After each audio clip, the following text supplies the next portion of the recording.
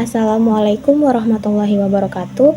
Perkenalkan, nama saya Anissa Safitri dengan NIM C0D023025 dari Prodi Perpajakan kelas F. Baiklah, di sini saya akan menjelaskan materi yang berjudul pemotongan PPh pasal 23. Baiklah, di slide pertama, apa itu PPh pasal 23? Menurut Undang-Undang PPh pasal 23 mengatur pemotongan PPh yang diterima atau diperoleh WP dalam negeri dan bentuk usaha tetap yang berasal dari modal, penyerahan jasa, atau penyelenggaraan kegiatan selain yang telah dipotong PPh pasal 21 yang dibayarkan disediakan untuk dibayarkan atau telah jatuh tempo pembayarannya oleh badan pemerintah, subjek pajak badan dalam negeri, penyelenggara kegiatan, bentuk usaha tetap, atau perwakilan perusahaan luar negeri lainnya. Berikutnya yaitu ada pemotongan PPh pasal 23.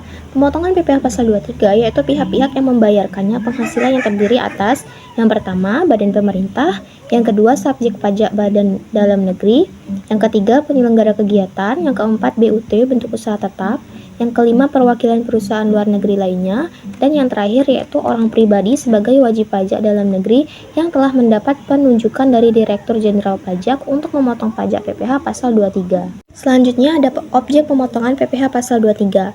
Yang pertama yaitu dividen dengan nama dan dalam bentuk apapun, termasuk dividen dari perusahaan asuransi kepada pemegang polis dan pembagian sisa hasil usaha koperasi. Yang kedua yaitu bunga termasuk premium, diskonto, dan imbalan karena jaminan pengembalian utang.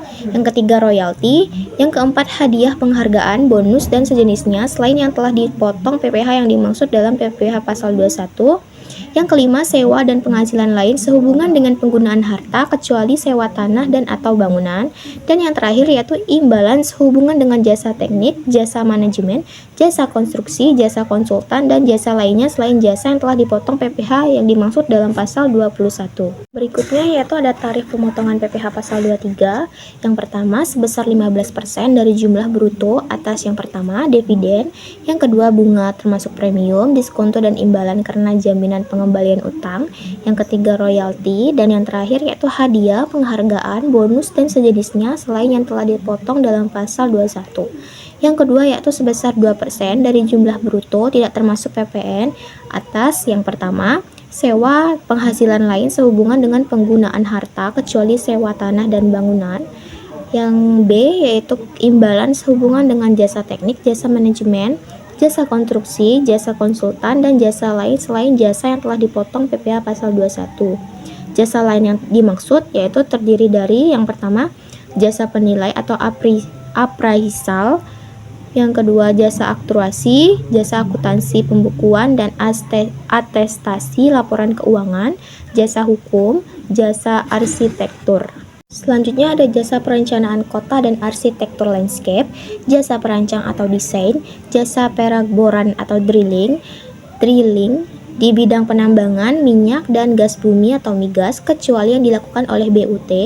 Selanjutnya jasa penunjang di bidang usaha panas bumi dan penambangan migas, jasa penambangan dan jasa penunjang di bidang usaha panas bumi dan penambangan selain migas, jasa penunjang di bidang penerbangan dan bandar udara, jasa penebangan hutan, jasa pengolahan limbah, jasa penyedia tenaga kerja, jasa perantara atau keagenan, jasa di bidang perdagangan surat-surat berharga kecuali yang dilakukan oleh BEI, KSEI, dan KPEI, jasa kustodian atau penyimpanan atau penitipan kecuali yang dilakukan oleh KSEI.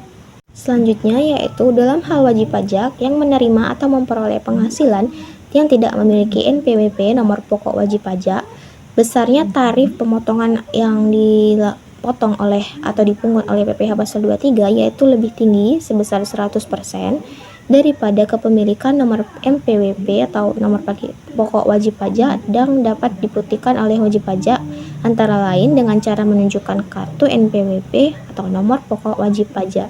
Baiklah, sekian penjelasan materi saya yang berjudul pemotongan PPh pasal 23. Apabila ada kesalahan kata dan kesalahan penulisan dalam materi saya, mohon maaf.